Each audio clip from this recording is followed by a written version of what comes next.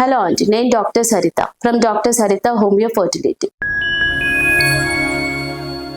Urinary tract infections UTI అనగానే only females వరకు మాత్రమే దాన్ని పరిమితం అని చాలా వరకు అనుకుంటుంటారు. కాదండి, చిన్న పిల్లలు కూడా చాలా ఎక్కువగా ఈ ప్రాబ్లమ్ తో ఇబ్బంది పడుతూ ఉంటారు. ఇన్ఫాంట్స్ ఉండొచ్చు, స్కూల్ గోయింగ్ కిడ్స్ అనేది ఉండొచ్చు. యూరినరీ ట్రాక్ట్ ఇన్ఫెక్షన్స్ కి కూడా మనకు హోమియోపతిలో కంప్లీట్ సొల్యూషన్ అనేది ఉంది. సో ఇన్ఫాంట్స్ ఎవరైతే 1-2 years బేబీస్ ఉన్నారో వీళ్ళు మెయిన్ గా యూరినరీ ట్రాక్ట్ ఇన్ఫెక్షన్స్ కి ఎందుకు గురవుతున్నారు?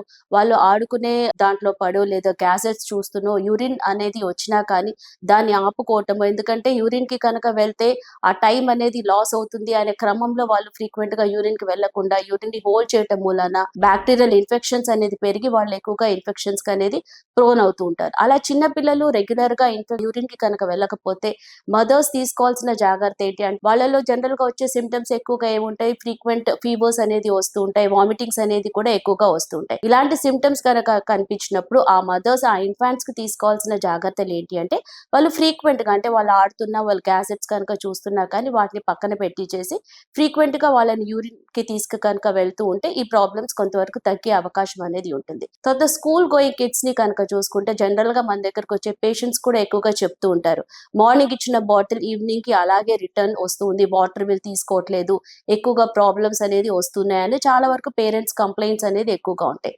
సో మెయిన్ గా ఈ స్కూల్ గోయింగ్ కిడ్స్ ఏంటి అంటే అక్కడ చదువులో పడి అంటే ఎక్కువగా బిజీ ఉండటం మూలాన యూరిన్ కి వెళ్ళకపోవచ్చు, లేదా కొందరు ఏంటి అంటే పర్మిషన్స్ తీసుకోవాలి అనే హెసిటేషన్ మూలాన కూడా యూరిన్ కి వెళ్లకుండా దాన్ని హోల్డ్ చేస్తూ ఉంటారు.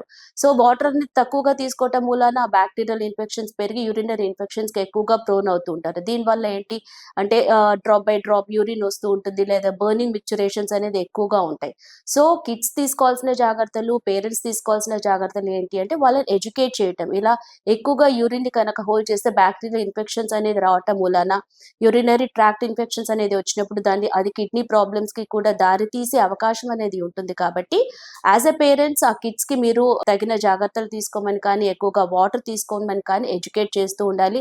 అన్హైజీన్ గా ఉన్నాయి బాత్రూమ్స్ అని చెప్పి వెళ్లకుండా కనుక యూరిన్ ని హోల్డ్ చేసుకుంటే ఇంటర్నల్ గా కూడా మనం బ్యాక్టీరియాని పెంచుకున్న వాళ్ళు అవుతాము.